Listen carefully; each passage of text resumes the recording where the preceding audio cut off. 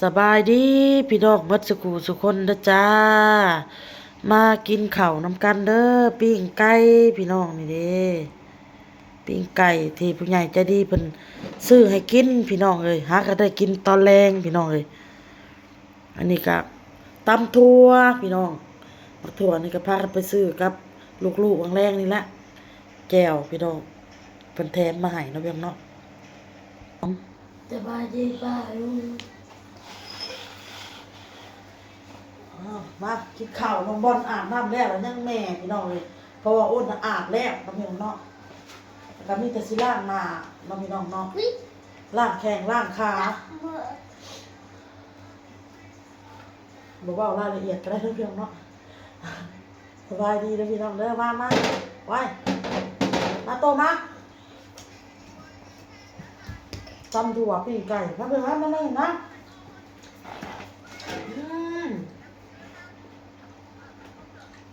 รวมของปิ้งไก่นะคุณเนาะ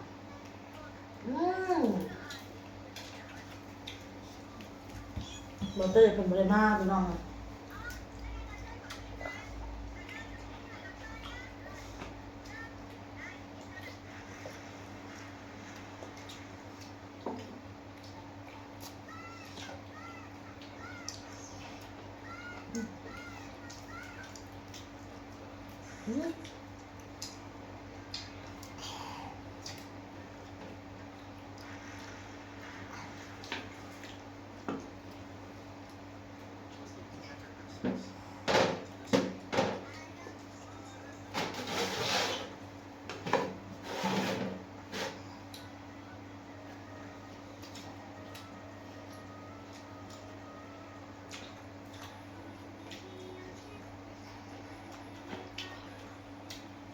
ลงตัวอาบแล้วมีแต่ล้างหน้าล้างมือล้างตีนหัดนอนหลับเล่นเล่นเนี่ยก็จะโมงจะได้นอนเนาะ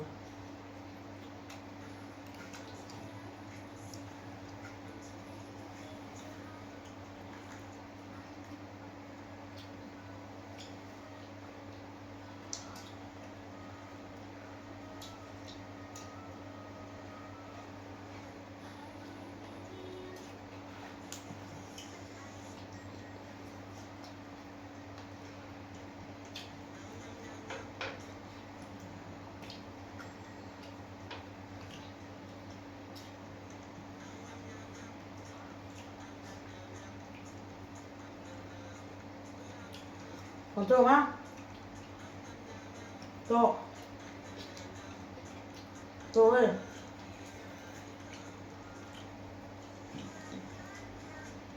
โจ้เลยมา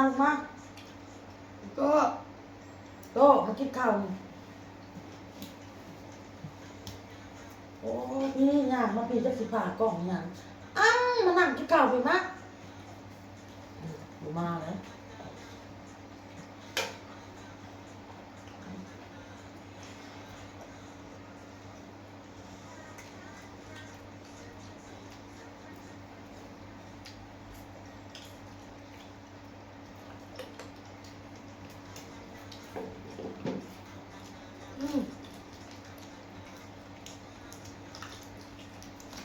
หาเพื่อนอะไรนะบอกเพื่อนนั่นน่ะเมื่ออารมณ์มากกว่าผู้ชายมันอิ่มนมเหรอเอาเลย แต่เฮ็ดเนาะ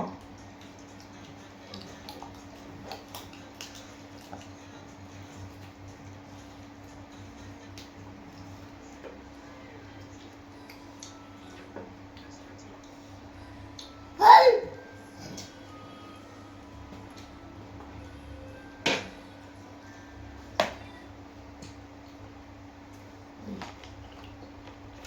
มาสิ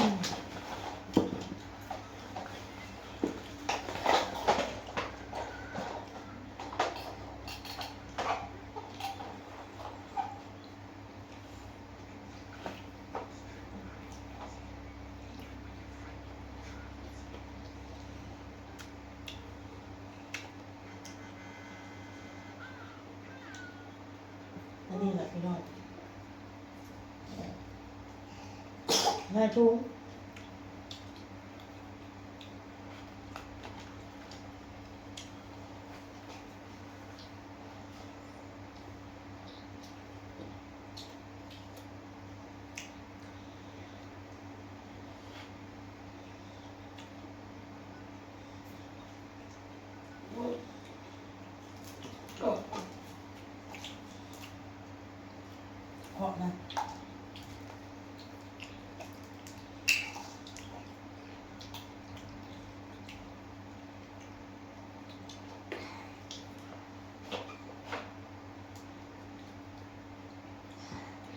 บอลจะเป็นยังตะกระโบอยากนิ่มมาหมักนิ่มฮะ เป็น จะเป็นยังตะกระโบหมักนิ่มFC อยากเห็นเจ้านิ่มลูกเอ้ยเขาตั้งแต่ว่าเห็นน้องบอลมาเห็นน้องบอลนิ่มเลยครับ เดี๋ยว เวลาเราหยอกกับน้องเอาโต้แล้วก็ยิ้มเลยพี่น้อง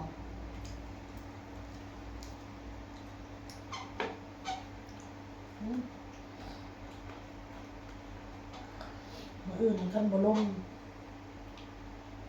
บ่ยังสิพาเด็กๆไปอะนะพี่น้องไปหลอกอันน่ะอิหยังก่อนโทรศัพท์เนี่ยมีบ่ได้มีหยังหลายดอกพี่น้องมีนกกระจอกเทศคือว่าพาเด็กน้อยไปเบิ่งนกกระจอกเทศพี่น้องเอา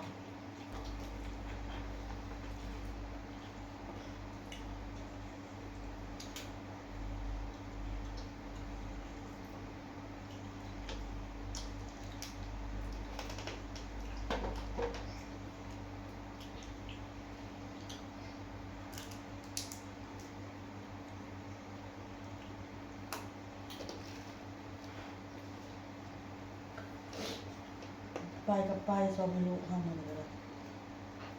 ไปเวียด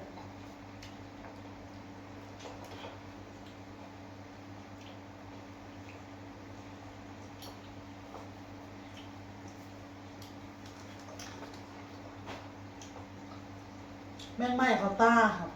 ไปหาหมู่เปิดให้เขาเบิ่งเลือกไปหาในครูก็ได้ในครูอ่ะเพิ่นสอนนักเรียนอยู่แล้ว อันนี้ไปสีมันพี่น้องมันเป็นคือก้อนนั่นขี้เหงื่ออยู่มันเป็นก้อนดำๆแต่คือมันแข็งๆอะนะเพิ่นละไปสีมันบัดนี้คนเราเบิ่งดูคนตีเบิ่งเราเป็นก้อนดำๆติดอยู่ในแจตานี่ไปหาในครูเบิ่งให้เฮาแน่เบิ่งให้ขาน้อยแน่ป้าตัวเองเจ็บรับหูรับตาอยู่พี่น้อง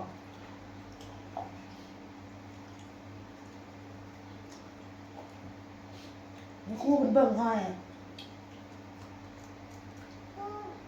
มา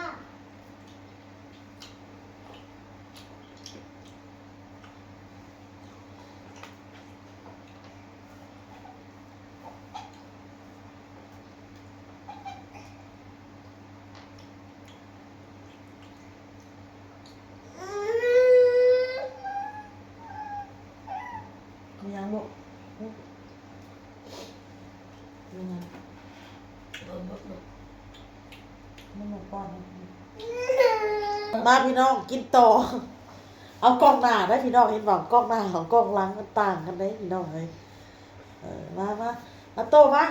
มันยากเอาโตยากชวนไปชวนมาอยู่พี่น้องเลยมันหนาวก็เลยเข้ามากินอยู่ในเลยพี่น้องเด้อลมนั่งกินอยู่มันอุ่นพี่น้องเลย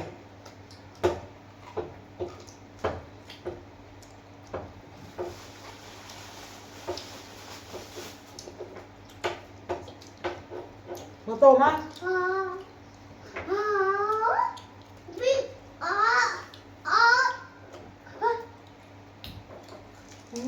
ตำหมักถั่วแซ่บไปหมดเลย ตุ๊กปากเลยดู เชื่อได้จะตำลายชื่อว่าลูกจะกินยำหนอจัดทุเรียนบัดกินมาอื่น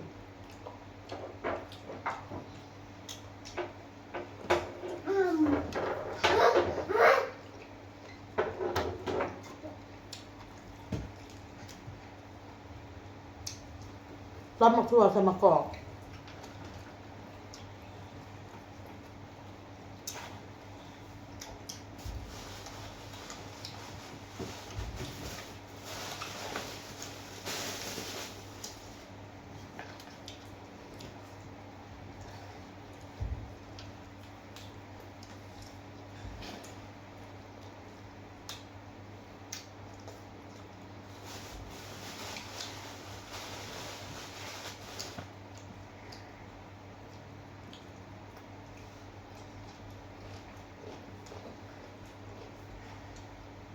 มานั่งนะนั่ง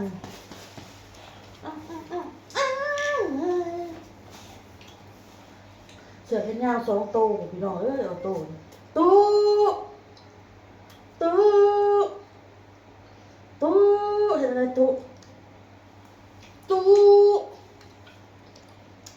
ตู้เห็ดเป็นได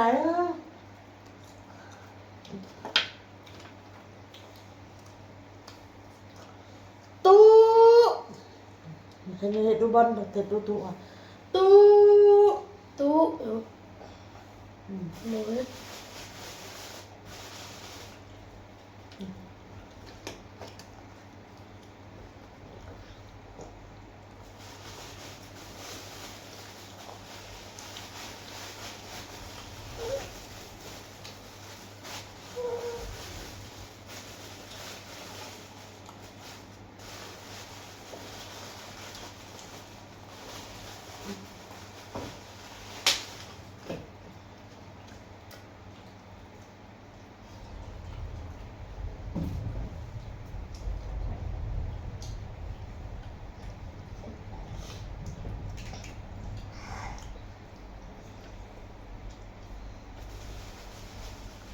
เข้า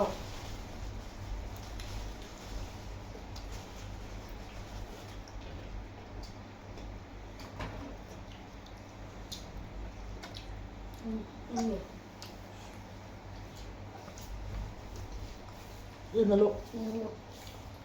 ฮะอิ่มนะไปล้างมือเอาน้ำมาเลยล้างมือก่อนนะล้างมือกินน้ำนะ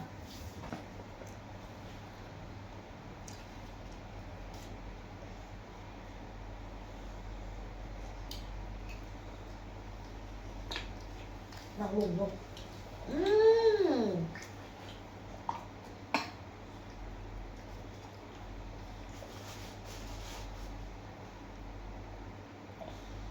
เอาวะ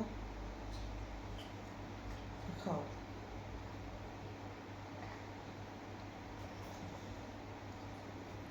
ทำยังไงอ่ะ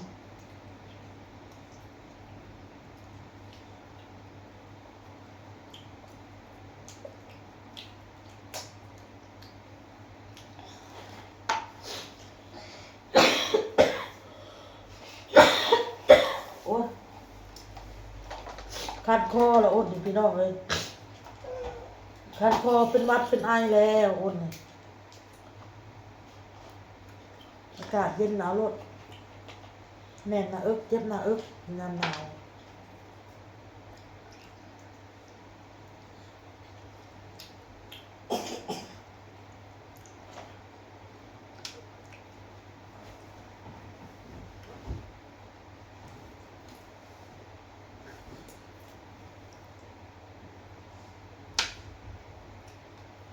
เลยอยากให้ชงนมให้บอลเลยชงเลยคันคอนี่ป้าหยับหยาบอันนี้ได้มื้ออื่นนี่ซื้อยาดีไออีกแล้วมื้ออื่น นมมาเอาเต่านะมาเต่านะเต่าเป็นอะไรนะมันไม่โมอีหมูแม่ไม่โมหักวะ ไปเลยพี่น้องคลิปนี้ก็พ่อคลิปหน้าเด้อพี่น้องเด้อสบายดีพี่น้องบาย